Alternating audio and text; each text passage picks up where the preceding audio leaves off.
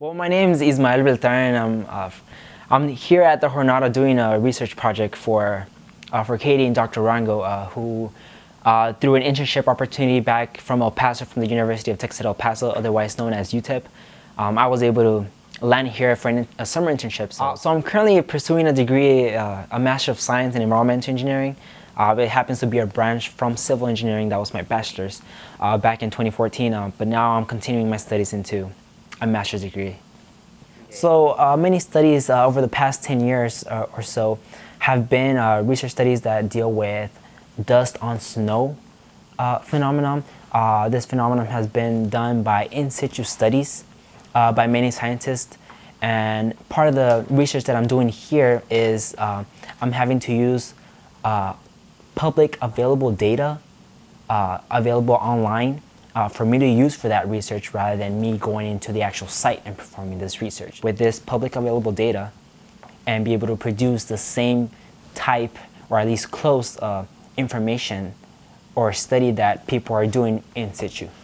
So part of the data that I'm downloading deals with particulate matter, PM10, otherwise known as dust by the EPA. Basically, we're looking how this dust concentrations, when it increases, how it affects albedo, snow albedo change, and how it leads to earlier and more intense water discharge, especially from the Colorado mountains, which is an important place for us, especially here in the south central part of the United States, since we get the since we get the Rio Grande coming down from there, so it affects us, obviously.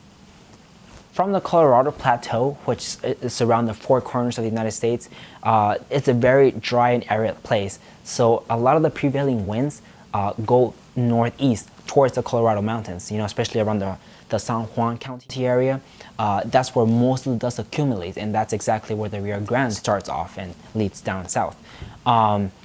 What happens is that when dust accumulates on the snowpacks, what it does is it changes the snow albedo.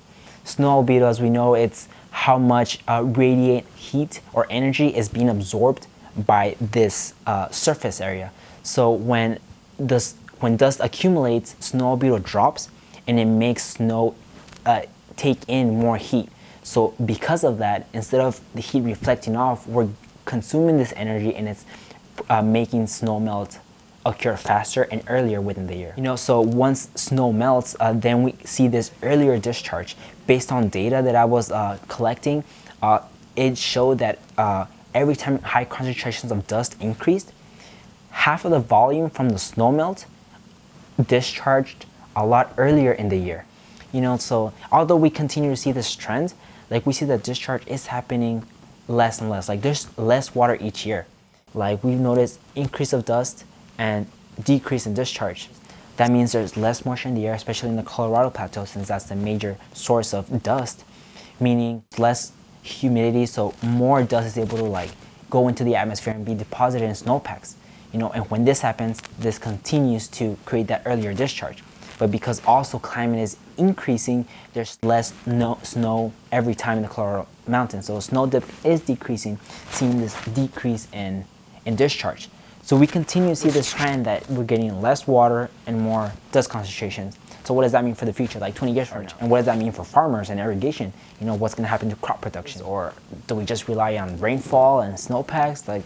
It's kind of hard to decide, what do we do? And we can't just change Mother Nature and tell them to hey, please, can we get more snow? It's going to be something we're going to have to deal with. And, providing this research shows that, you guys prepare, because you never know what's going to happen later in the future.